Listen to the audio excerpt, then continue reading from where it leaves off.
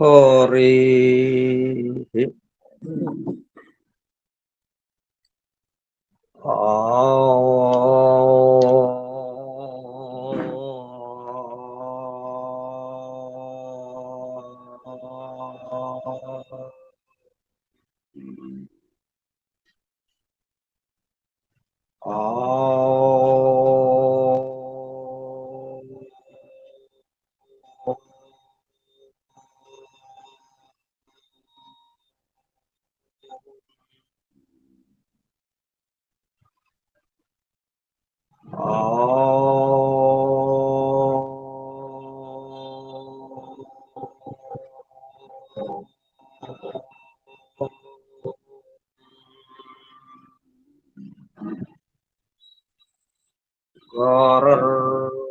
బ్రహ్మా విష్ణు గురుర్దేవో మహేశ్వరః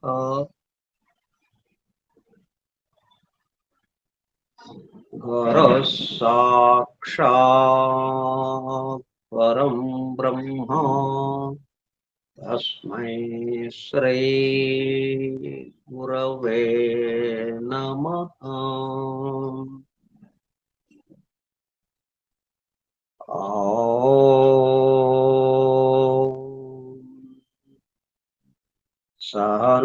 సహనావతు సహనౌ భునక్తు సహ వీర్యం కరవావహై తేజస్వినావధీతమస్తు మా విద్విషావహై. ఓం శాంతి శాంతి శాంతి.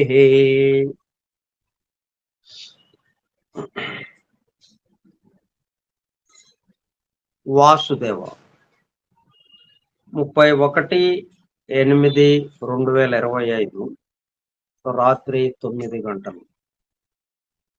డాక్టర్ విలియం జి బెన్హమ్ ఆంగ్ల గ్రంథము the laws of scientific hand reading ఆధారముగా 1994 సంవత్సరంలో నిర్వహింపబడిన శిక్షణా తరగతులలో బోధింపబడిన అంశములు హస్త సాముద్రిక తత్వశాస్త్ర స్వయంబోధిని గ్రంథముగా రూపుదిద్దుకొనగా ఆ గ్రంథమును మనం ఇప్పుడు అధ్యయనము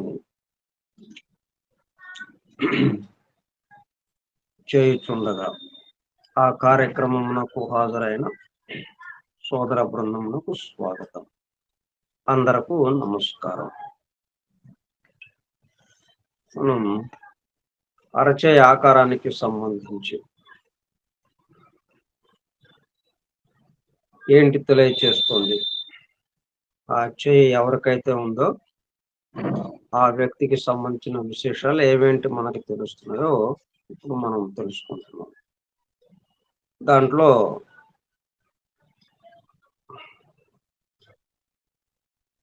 8 పూర్తి చేసుకున్నాం. 9ది వ్రేళ్ల గురించి తెలుసుకుంటున్నాం.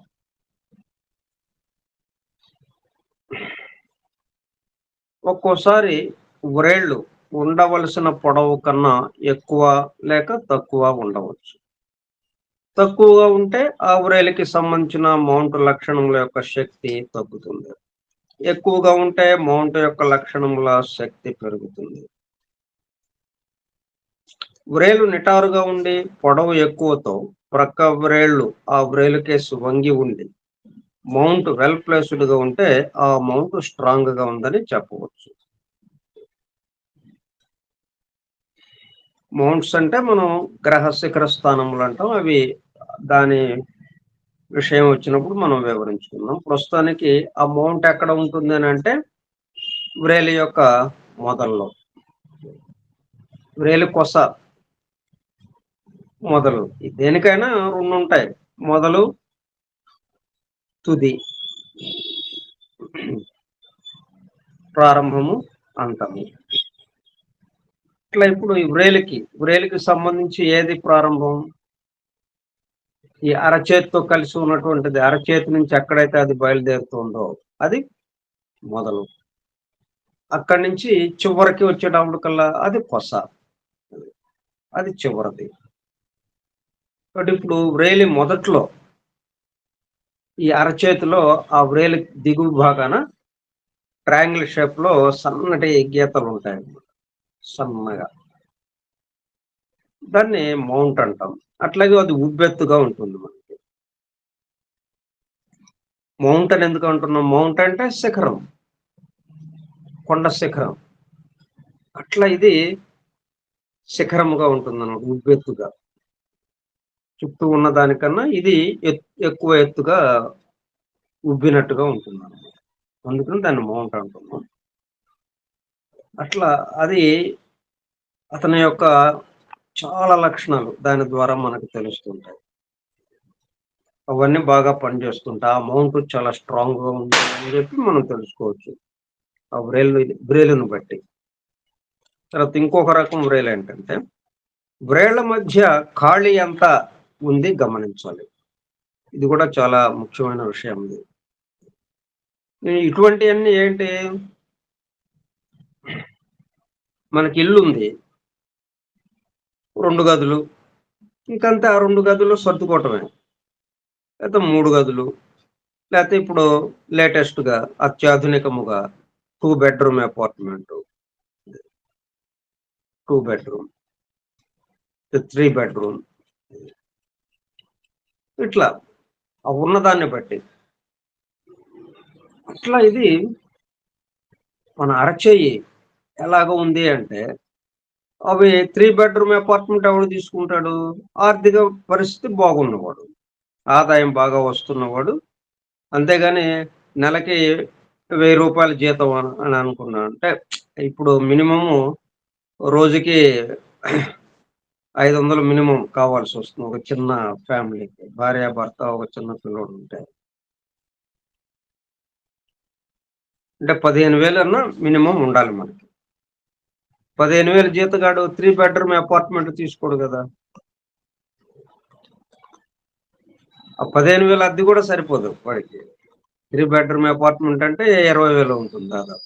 అద్దే ఉంటుంది 20,000. కాబట్టి వాడి వల్ల కాదది. అంటే వాడి ఆర్థిక పరిస్థితిని బట్టి వాడు నివసించే ఇల్లుంటుంది. అట్లాగే ఈ చేయి యొక్క ఆకారం ఎలా ఉంటుంది?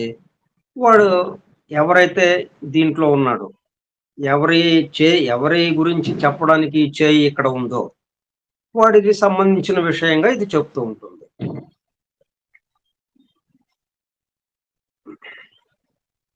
కాబట్టి ప్రతి విషయాన్ని మనం జాగ్రత్తగా గమనిస్తూ ఉండాలి. ఏం చెప్తుందిది? ఏం తెలియచేస్తోంది? అట్లా ప్రశ్నించుకోవాలి మనం. ఇదిట్లా ఉందండి. ఏం తెలియజేస్తుందిది? అంటే ఇది ఏంటి తెలియజేస్తుందని ముందు మనకి ప్రాథమికంగా విషయం తెలియాలి. ముందు ప్రాథమికంగా మనకేం గావాలి? దీని యొక్క అమరిక, కూర్పు కావాలి. ఇవి ఇట్లాగుంటే ఈ ప్రాంతాలు ఏమేంటి తెలియజేస్తాయి? ఒక్కొక్కటి ఏమేంటి తెలియజేస్తూ ఉంటుంది అనేది ముందు తెలిస్తే, దాన్ని బట్టి ఆ ప్రాంతంలో ఎలా ఉందో చూసి, దాన్ని బట్టి అది మొత్తంగా తెలియబడుతుందా? లేతే కొద్ది కొద్దిగా తెలియబడుతుందా? కొంచెం కొంచెంగా ఉంటుందా? ఎక్కువగా ఉంటుందా? అనేది అప్పుడు మనం చెప్పొచ్చు. ముందు మనమేం నేర్చుకోవాలి? ఇప్పుడు ఈ అరచేయి ఆకారం ఉంది ఇదంతా.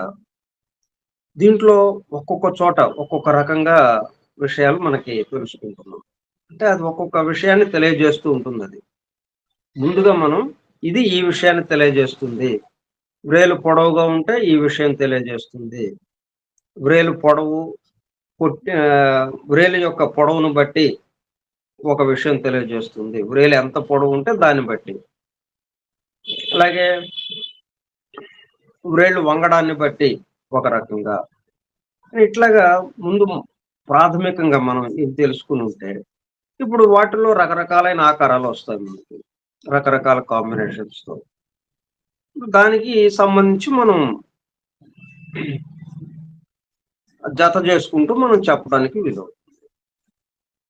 బట్ ఇప్పుడు ఇక్కడ ఏం చెప్తున్నాం, వ్రేళ్ల మధ్య ఖాళీ ఎంత ఉంది గమనించాలి. ఏంటి చెప్తుంది అది? బొటన వ్రేలు జూపిటర్ ఫింగర్ క్రింది భాగము మధ్య గ్యాప్ ఎక్కువ ఉంటే, బొటన వ్రేలు సరే అందరికీ తెలిసిందే.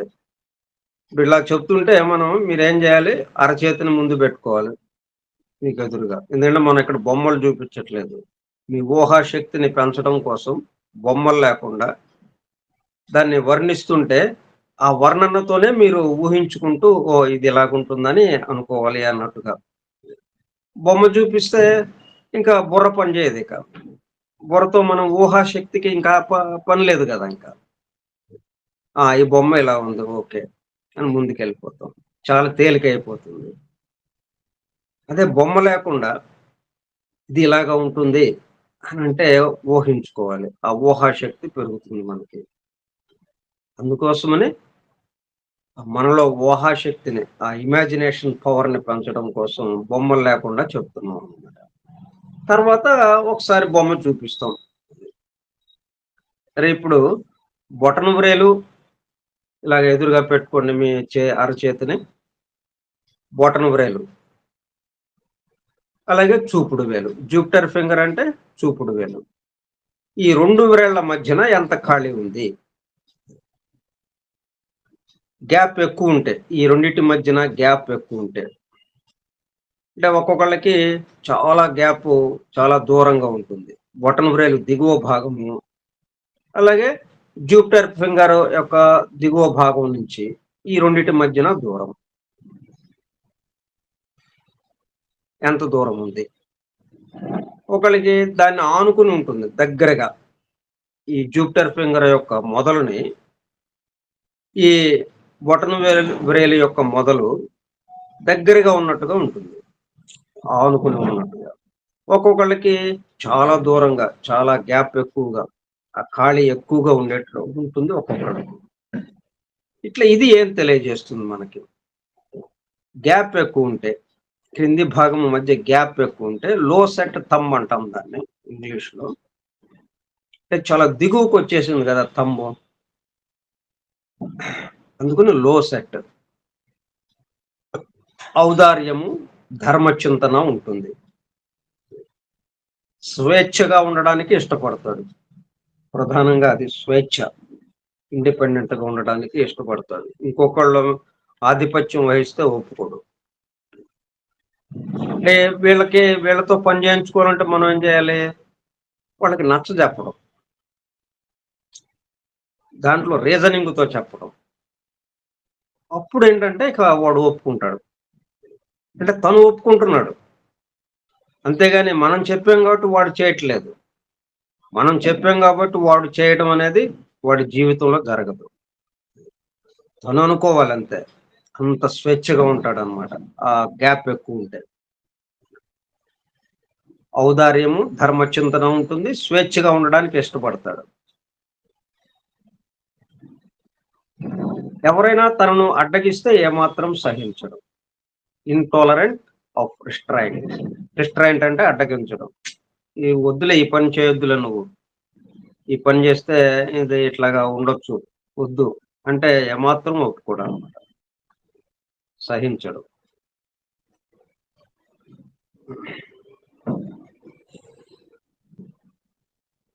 అంటే అతనికి ఒక స్వేచ్ఛ దుర్వినియోగం కాదు. ఎందుకని? ఔదార్యము, ధర్మచింతన ఉంది. అంటే వాడు ఏది చేసినా కానీ ధర్మాన్ని అనుసరించి, అట్లాగే ఇతరులకు ఉపయోగపడేటట్టుగా, ఇతరులకు సహాయం చేసేటట్టుగా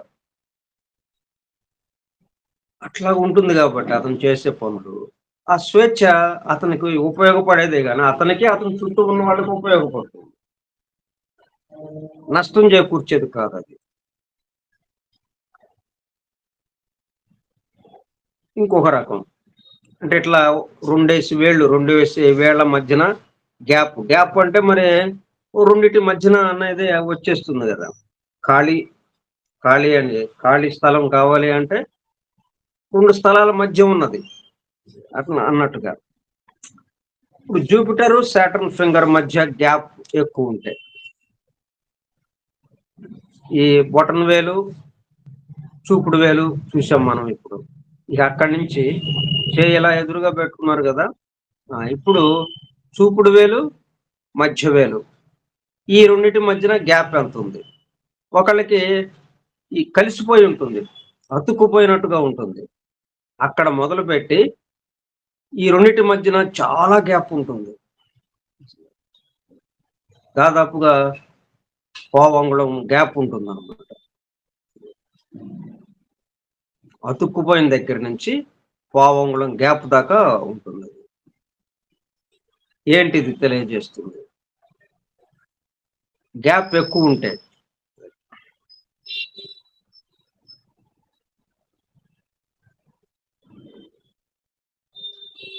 అంటే ఇది మనం ఏం చేయాలి?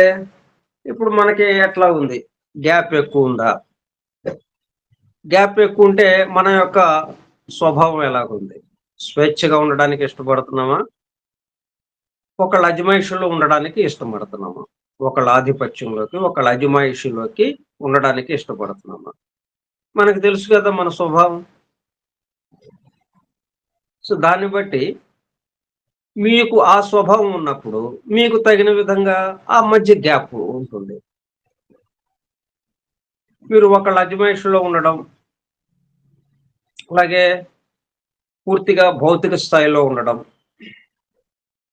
పూర్తిగా భౌతిక స్థాయికి సంబంధించి భౌతిక సుఖం, భౌతిక విషయాల పట్ల ఆసక్తి, భౌతిక సుఖాల పట్ల ఆసక్తి అవి ఎక్కువ ఉన్నప్పుడు అప్పుడేంటి? వేళ్ల మధ్యన గ్యాప్ తగ్గిపోతూ ఉంటుంది, దగ్గరకు వచ్చేస్తుంది రెండు వేళ్ల మధ్యన. అట్లా కాకుండా స్వేచ్ఛగా ఉండాలి అనేటప్పుడు కల్లా గ్యాప్ పెరుగుతూ ఉంటుంది. ప్రధానంగా ఈ విషయాన్ని మనకి తెలియజేస్తుంది. గ్యాప్ పెరుగుతూ ఉంది అంటే విశాలమవుతున్నాం, గ్యాప్ తగ్గుతూ ఉంది అంటే పరిమితం అయిపోతున్నాం, పరిమితం. ఇట్లా విత్ రీజనింగ్ మనం నేర్చుకోవటం ఇది.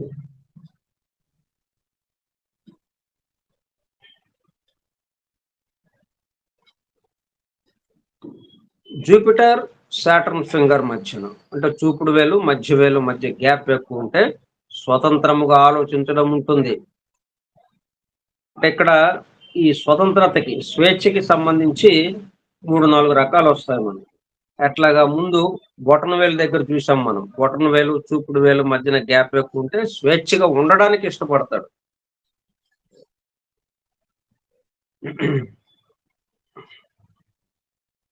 ఇక్కడికి వచ్చేటప్పుడు కల్లా చూపుడు వేలు మధ్య వేలు మధ్యన గ్యాప్ ఎక్కువ ఉంటే స్వతంత్రంగా ఆలోచించడం ఉంటుంది. అక్కడ ఆలోచించడం తక్కువ, సొంతగా ఆలోచించడం తక్కువ. అక్కడ స్వేచ్ఛగా ఉండడానికి ఇష్టపడతాడు అంతవరకు. ఇక్కడ స్వతంత్రముగా ఆలోచించడం ఉంటుంది. ఇతరులను సలహా అడగడం ఏమాత్రం ఉండదు. ఇతరులు ఒకవేళ సలహా ఇచ్చినా లెక్క చేయడు, తన సొంత అభిప్రాయముల ప్రకారం నడుస్తుంటాడు. వేటి మధ్యన? చూపుడు వేలు మధ్య వేలు మధ్యన గ్యాప్ ఉంటాయి. ఇప్పుడు ఇటువంటి వాళ్ళు మన దగ్గరికి సలహా కోసం వచ్చినప్పుడు ఫెయిల్యూర్స్ వస్తున్నాయి. ఫెయిల్యూర్స్ అంటే నిర్ణయాలు తీసుకోవడంలో పొరపాట్లు, అంతే కదా. నిర్ణయాలు తీసుకోవడంలో సరైన నిర్ణయం తీసుకోకపోవడంతో అది ఫెయిల్యూర్ కిందకు వచ్చేస్తుంది. కాబట్టి ఇప్పుడు నువ్వు సొంతగా ఆలోచిస్తున్నావు, నీ సొంతగా ఆలోచించడంలో కొంచెం తేడా ఉంది, దాన్ని వెరిఫై చేసుకున్నావు. నువ్వు సొంతగా ఆలోచించడానికి నీకేం కావాలి? బుర్ర కావాలి, బుర్ర, మెదడు కావాలి కదా. మరి అప్పుడు ఏం చేయాలి? హెడ్లైన్ చూడాలి. హెడ్లైన్ పొట్టిగా ఉంది, హెడ్లైన్ ఏమో ఎక్కువ పొడవలేదు. అంటే 3 ప్రధానమైన రేఖలు ఉన్నాయి మీ అరచేతిలో. ఒకటేమో ఈ బొటన వేలికి చుట్టూ ఒకటి వస్తుంది, అక్కడి నుంచి ఒకటి వేరే అరచేయికి మధ్యగా ఒక లైన్, దానికి పైన ఈ చివరి నుంచి ఎడం వైపు నుంచి అంటే చిటికిన వేలు దిగువ నుంచి ఒక లైన్ దాదాపుగా చూపుడు వేలు లేకపోతే మధ్య వేలుకి దగ్గర దాకా వస్తుంది అది. అట్లా 3 ప్రధానమైన రేఖలు మనలో కనిపిస్తున్నాయి. వాటిల్లో మధ్యదాన్ని హెడ్‌లైన్ అంటాం. అంటే మన తెలివితేటలు వీటిని నిర్ణయిస్తుంది అది. సొంతగా ఆలోచించడం అంటే మరి దానికి తగినటువంటి హెడ్ ఉండాలి. హెడ్ ఏమో చిన్నదిగా ఉంది. ఇప్పుడు ఆలోచించలేదు గదా! కాబట్టి ఫెయిల్యూర్స్ వస్తున్నాయి. సరైన నిర్ణయాలు తీసుకోలేకపోవడం వల్ల ఫెయిల్యూర్స్ వస్తున్నాయి. కాబట్టి ఇట్లా హెడ్‌లైన్ తక్కువగా ఉన్నప్పుడు మనం ఏం చేయాలి? అంటే ఒకదానికొకటి ఘర్షణ. ఇప్పుడు ఇదంతా పొందికగా ఉందా లేదా? పొంతనగా. సామర సామరస్యంగా ఉందా లేదా? సమరసతతో ఉందా లేదా? అంటే ఒకదానికొకటి పొందికతో ఉన్నాయా లేవా? ఒకటేమో పొడవు ఎక్కువ, ఒకటి పొట్టిగా. మరి ఎట్లా సరిపోదు గదా! అట్లాగా ఆలోచించాలి మనం. కాబట్టి ఇక్కడేంటి ఇది చూడంగానే మనకేం గుర్తుకు రావాలి? స్వేచ్ఛగా ఆలోచించడం ఉంటుంది. అంటే స్వేచ్ఛగా ఉండడం, స్వేచ్ఛగా ఆలోచించడం, ఇంకా ఇక్కడ యాక్షన్‌లోకి రాలేదు. ఇప్పుడు రెండొచ్చినాయి మనకి. అంటే ముందు స్వేచ్ఛగా ఉండడానికి ఇష్టపడితేనే స్వేచ్ఛగా ఆలోచించడం ఉంటుంది. స్వేచ్ఛగా ఉండడానికి ఇష్టం లేదు. స్వేచ్ఛగా ఎలాగ ఆలోచిస్తాడు? ఆలోచన రాదిక. ఒకదానికొకటి లింకు. ఇప్పుడు బొటనవేలు, చూపుడు వేలు మధ్యన గ్యాప్ బట్టి స్వేచ్ఛగా ఆలోచించడం. తక్కువ గ్యాప్ ఉంటే ఇతరుల మీద ఆధారపడటం. ఇతరుల అజమాయిషీతో ముందుకు సాగటం. గ్యాప్ ఎక్కువుంటే సొంతగా ఆలోచించటం. ఇంక స్వేచ్ఛగా ఉండడానికి ఇష్టపడటం అంతవరకు. ఇక ఇక్కడికొస్తే చూపుడు వేలు, మధ్య వేలు మధ్యన ఇది ఆలోచించడం ఉంటుంది. స్వేచ్ఛగా, స్వతంత్రముగా ఆలోచించడం ఉంటుంది. ఇక మూడోది అంటే మధ్య వేలు, ఉంగరపు వేలు. దీని మధ్యన గ్యాప్ ఎక్కువుంటే భవిష్యత్తు గురించి వెరీ కేర్‌లెస్. మార్పు ప్రధాన లక్షణం. ఒక చోట స్థిరం అన్నది లేనే లేదు. ఒకరోజు ఇక్కడుంటాడు. మళ్ళీ ఇంకో రోజు ఇంకో ఊరు బిచాణా ఎత్తేస్తాడు. ఇవాళ ఈ ఉద్యోగం చేస్తుంటాడు. మళ్ళా రేపటికి అది ఏదో తగాదా వస్తుంది. ఏదో సరిపడదు. వీడికి ఆ యజమాని మీద కోపమో, లేతే యజమానికి వీడి మీద కోపమో మొత్తానికి ఇద్దరికీ పడదు. వెళ్ళిపోతాడు. ఇంకో ఉద్యోగంలో చేరిపోతాడు. గంటకో ఉద్యోగం మారుస్తాడా అన్నట్టుగా ఉంటుంది. మార్పు change. Change is the key symptom అన్నట్టుగా ఉంటుందన్నమాట. అంటే change is the key symptom దేనికుంది? హోమియోపతిలో మనకి 4 రకాలైనటువంటి విపాకాలున్నాయి. సోరాస్, సైకోసిస్, సిఫిలిస్, ట్యూబర్క్యులోసిస్ అని. ఈ ట్యూబర్క్యులోసిస్‌కి change is the key symptom. Change అన్నమాట. మార్పు. అటువంటి టెండెన్సీ వీడికుంటుందన్నమాట. మధ్య వేలు, ఉంగరపు వేలు మధ్యన గ్యాప్ ఎక్కువుంటాయి. మార్పు ప్రధాన లక్షణం. వస్తువులు, ప్రదేశములు, ఉద్యోగములు మారుస్తుంటాడు. ఇప్పుడు ఇటువంటి వాళ్ళు వస్తారు మన దగ్గరికి. మన దగ్గరికొచ్చినప్పుడు మరి ఆ టెండెన్సీని తగ్గించాలి. లేకపోతే ఆ టెండెన్సీని మనం ప్రాక్టికల్‌గా అతనికి ఉపయోగపడేటట్టుగా చేయాలది. దానికి తగిన విధంగా మనం సలహా ఇవ్వటం. అంటే తిరగటం. అతను తిరగకుండా కూర్చోవటం అనేది జరగదు అతని జీవితంలో. కాబట్టి అతను ఏది చేసినా గాని తిరుగుతూ ఉండేటట్టుగా చేయటం. అంటే అతని యొక్క వ్యాపకాలు ఎలాగుండాలి? అతను వృత్తి గాని, ఉద్యోగం గాని, వ్యాపారం గాని ఒక చోట ఉండేది కాకుండా ఇప్పుడు మెడికల్ రిప్రజెంటేటివ్ ఉన్నాడు. వాడు తిరగటం. ఒక్క చోట ఉండడానికి అవకాశం లేదు వాడికి. ఊళ్ళో ఉంటే అన్ని మెడికల్ షాపులు తిరగాలి. అందరి డాక్టర్ల దగ్గరికి వెళ్ళాలి. లేకపోతే అన్ని ఊళ్ళు తిరుగుతుండాలి. ఒక ఊరు నుంచి ఇంకో ఊరికి వెళ్తుండాలి. ఎక్కడా ఒక్క చోట ఉండడానికి లేదు. క్యాంపులు. కరెక్ట్‌గా సూట్ అవుతుంది అతనికి. ఇటేమో స్వేచ్ఛగా అంటే మార్పు, ఒక చోట ఉండలేని తనం. దానికి సరిపోయిందిది. దాంతో పాటు అతనికి ఆదాయం వస్తుంది. అతని జీవితానికి ఇబ్బంది లేకుండా జరిగిపోతుంది. అదే మనం కూర్చుని ఆ షాప్‌లో సేల్స్‌మెన్ వాడు కదలటానికి లేదిక. ఎంత గిజగిజలాడిపోతాడు. అందుకే 2, 3 రోజులకే రాజీనామా చేసి వచ్చేస్తాడు బయటికి. ఉండలేక అక్కడ. అదనమాట. వాడి స్వభావాన్ని బట్టి చక్కగా మనకిది తెలియజేస్తూ ఉంటుంది. తర్వాత ఇంకోటేంటి మనకి దీన్ని సరిదిద్దుకోవటానికి ఎట్లాగా చేయాలి అన్న విషయము, మిగతా హస్తరేఖలు, ఆ మౌంట్స్ గ్రహ శిఖర స్థానాలు, మిగతా చేయి ఆకారాలకి సంబంధించిన ఇంకా మిగతా విషయాలు, ఇవన్నీ జత చేసి వాడిని సరైన దారిలో నువ్వు ఇదిగో ఇట్లాగా వెళ్ళు చక్కగా. నీకెక్కడా ఘర్షణ ఉండదు. ప్రశాంతంగా నీకా నీకు చక్కగా జీవితం గడిచిపోతుంటుంది. ఇక ఫెయిల్యూర్స్ అనేవి ఉండవు నీకు అని మనం ఘంటాపథంగా చెప్పొచ్చు. అందుకు అరచేయి ఇచ్చాడు మనకి దేవుడు. ఎక్కడెక్కడో ఎతికే పని లేదు. నీ దగ్గరే ఉంది. ఎవ్వరికి వాడికి ఎక్కడికి వెళ్ళక్కర్లేదు.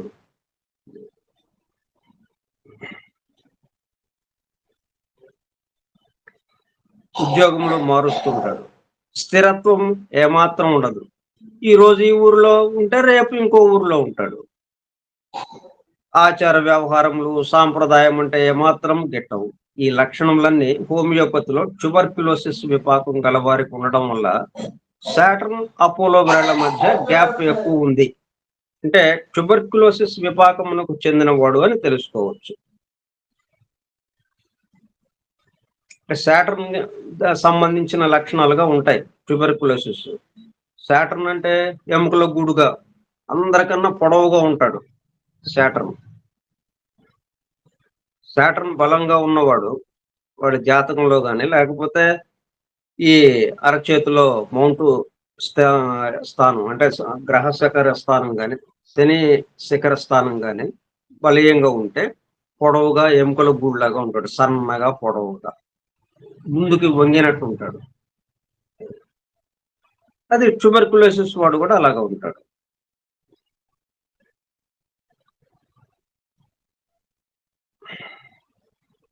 పై లక్షణములు కలవారిని బొహీమియన్ టెండెన్సీ కలవారు అని చెప్పుకోవచ్చు. దీనికి ఒక పేరు కూడా ఉంది. బొహీమియన్ టెండెన్సీ అంటాం ఇంగ్లీష్ లో. వాళ్ళ దానికి సంబంధించి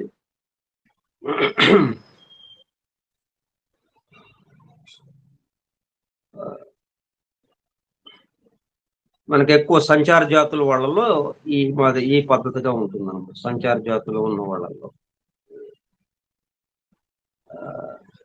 దేశద్రిమ్మరి అంటాం మనం. దేశద్రిమ్మరి ఒక చోట ఉంటాడు, తిరుగుతూ ఉంటాడు, ఊళ్ళో తిరుగుతూ ఉంటాడు. వాడిని ఏమంటాం మనం? దేశద్రిమ్మరి. ఇక్కడేమో బొహీమియన్ టెండెన్సీ సంగతి.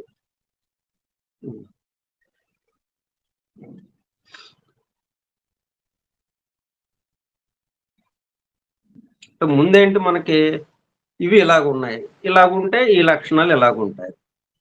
అంటే వాళ్ళ లక్షణాలు వాడికి కొంత తెలుసు, కొంత తెలియదు. ఎందుకంటే వాడికి తనకున్న లక్షణాలన్నీ మంచి అనుకుంటాం కదా ఎవరమైనా కానీ. నాకున్న లక్షణాలు ఉన్నాయి, అంతా కరెక్ట్ కాబట్టి నేను ఆ లక్షణాలని బట్టి నేను వెళ్తున్నాను. కరెక్ట్గా అది చాలా సరైన లక్షణాలు అవి అని నేను అనుకుంటాను. ఎదుటివాడికి తెలుస్తుంది ఎంత తప్పు, ఎంత పొరపాటు లక్షణాలు అవి, ఎంత సరైనవి కావో ఎదుటివాడు చెప్పాలి. ఎందుకంటే నా మాట నాకు వినపడదు. నేను మాట్లాడుతుంటే స్పష్టంగా మీకు వినిపిస్తుందో లేదో మీరు చెప్పాలి, నేను కాదుగా. నాకు వినపడదు. నా మాట నాకు వినిపిస్తుంది. అట్లాగా నేను నా నోటి నుంచి రాగానే నేను కూడా వింటున్నాను కాబట్టి చాలా స్పష్టంగా ఉంది. కానీ ఫోన్ల ద్వారా మీకు అందేటప్పుడు ఎట్లాగుంది. అట్లాగే నేను నా ప్రవర్తన ద్వారా ఇతరులతో వ్యవహరించేటప్పుడు వాళ్ళకెలాగుంది. అది కదా మనకు కావాలి. ఎవడికి వాడికి వాడి లక్షణాలున్నాయి. ఎవడికి ఏ లక్షణాలుంటే ఎవడికేం నష్టం? వాడి సంగతి వాడు, మన సంగతి మనం. ఆ గొడవలు ఉండదు. కానీ ఎప్పుడు గొడవొస్తుంది? మరి ఒకళ్ళతో ఒకళ్ళు వ్యవహరించుకోవాలే మనం. ఒకళ్ళతో ఒకళ్ళం వ్యవహరించుకోకుండా కుదరదు మరి. అలా వ్యవహరించుకునేటప్పుడు ఇదిగో గొడవలు మొదలవుతాయి.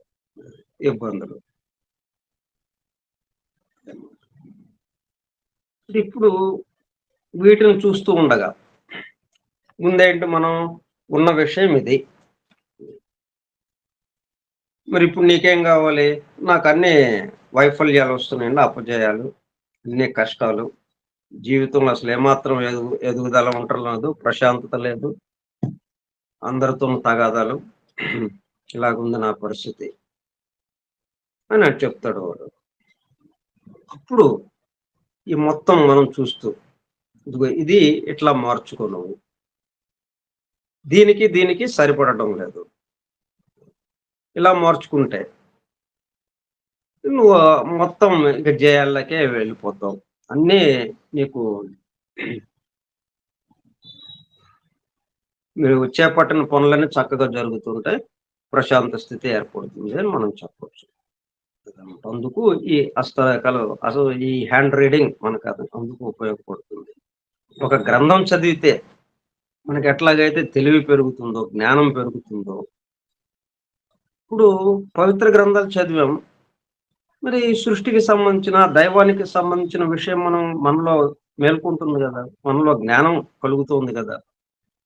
రీడింగ్ చదవటం వల్ల. ఇట్లాగే చైన్ చదివితే మన గురించిన విషయాలు మొత్తం. మన గ్రంథం ఒక్కొక్కడికి ఒక్కొక్క గ్రంథం ఉంది. ఆ గ్రంథమే ఈ హ్యాండ్. అందుకే హ్యాండ్ రీడింగ్ అన్నారు. రీడింగ్ అంటే గ్రంథమే గదా! మనం పుస్తకాన్ని చదవటాన్ని రీడింగ్ అంటాం. మరి దీన్ని గూడా హ్యాండ్ రీడింగ్ అన్నాడు. ఎందుకంటే ఇది గూడా ఒక గ్రంథం గాబట్టి. మన విషయాలున్న మొత్తం మన స్వీ ఎవరికి వాళ్ళు స్వీయ చరిత్ర రాస్తుంటారు. వాళ్ళు ఆత్మకథ రాసుకుంటా ఉంటారు. ఇప్పుడు గాంధీ ఉన్నాడు. ఆయన ఒక ఆత్మకథ రాసుకున్నాడు. ఒక ఆటోబయోగ్రఫీ ఆఫ్ మహాత్మా గాంధీ అన్నది. అట్లా ఆటోబయోగ్రఫీ రాసుకుంటారు ఒక్కొక్కడు. అట్టాడిదన్నమాట ఇది ఈ గ్రంథం. ఈ అరచేయి.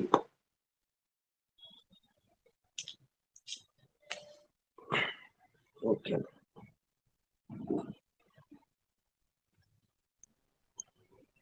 సార్ చిటికీలు చెప్పలా? అదే రేపు చెప్పుకుందాం. టైం అవుతుంది కదా అందుకని.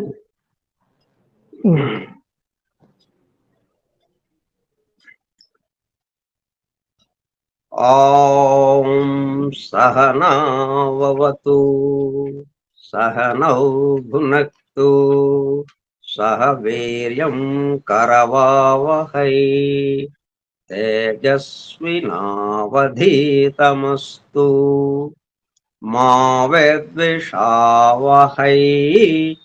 ఓం శాంతి శాంతి శాంతి. స్వస్తి ప్రజాభ్యః పరిపాలయంతాం న్యాయేన మార్గేణ మహీం మహిషాః. గోబ్రాహ్మణేభ్యః శుభమస్తు నిత్యం. లోకాః సమస్తాః సుఖినో భవంతు. లోకాః సమస్తాః సుఖినో భవంతు. లోకాః సమస్తాః సుఖినో భవంతు. ఓం శాంతి శాంతి శాంతి. వాసుదేవ. వాసుదేవ. సార్ ఇది నాగరావు గారు చెప్పండి సార్. అంటే మీరు చెప్పినారో నేను వినలేదు. ఈ హ్యాండ్ రైడింగ్ మేలు ఫీమేల్ కు డిఫరెంట్ గా అంటారు కదా. డిఫరెంట్ ఏం లేదు. అంటే ఇప్పుడు మేల్ అయితే రైట్ హ్యాండ్, ఫీమేల్ అయితే లెఫ్ట్ హ్యాండ్ అలా లేదు. అలా ఏం లేదా? ఓకే, అట్లాగేం లేదు. జనరల్ చెప్తూ ఉంటారు. మనం ఎక్కువ మంది రైట్ హ్యాండే వాడుతుంటాం కాబట్టి, కుడి చేత్తోనే ఎక్కువ పనులు చేస్తాం కాబట్టి ప్రజెంట్ కుడి చెయ్యి. ఫాస్ట్ అంటే క్రితం మన ప్లాన్ లాగా, ఇప్పుడు బిల్డింగ్ కట్టబోయే ముందు ప్లాన్ వేసుకుంటాం కదా, అలాగే పుట్టబోయే ముందు ఈ జీవితం అంతా ఎట్లాగా నడవాలి, ఈ జీవితం అంతా ఎట్లా నడవాలి అంటే అంతకు ముందు ఉన్న జన్మల యొక్క మొత్తం టోటాలిటీ ఇదంతా తీసుకొచ్చి ఎంతవరకు వికాసం చెందడో దానికి అనుగుణంగా ఎట్లాగా ఈ జీవితం గడపాలి అన్నది లెఫ్ట్ హ్యాండ్ లో ఉంటుంది. నేను అది ప్యాసివ్ గా ఉంది కాబట్టి. ఒక్కొక్కళ్ళు లెఫ్ట్ హ్యాండర్స్ ఉంటారు, అంటే ఎడం చేత్తో పనులు చేస్తారు, రాయడం కానీ పని వస్తువులను పట్టుకోవడం, పని చేయటం, ఇవన్నీ లెఫ్ట్ హ్యాండ్. వాడిని లెఫ్ట్ హ్యాండర్స్ అంటాం. పురచేయి వాటం అంటాం కదా, పురచేయి వాటం.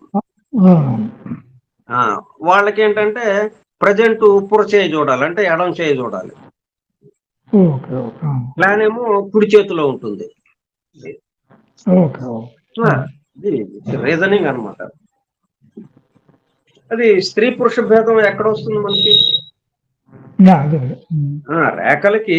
రేఖలన్నీ ఏం తెలియజేస్తున్నాయి? మొత్తం మన యొక్క స్వభావాన్ని, మన లక్షణాలని, వీటిని కదా తెలియజేస్తుంది. మరి అవి తెలియజేసేటప్పుడు ఈ చెయ్యి స్త్రీకి ఉందా, ఈ చెయ్యి పురుషుడికి ఉందా, లేకపోతే ఈ స్త్రీ జెండర్కు ఉందా, ఇట్లాగా ఏం లేదు.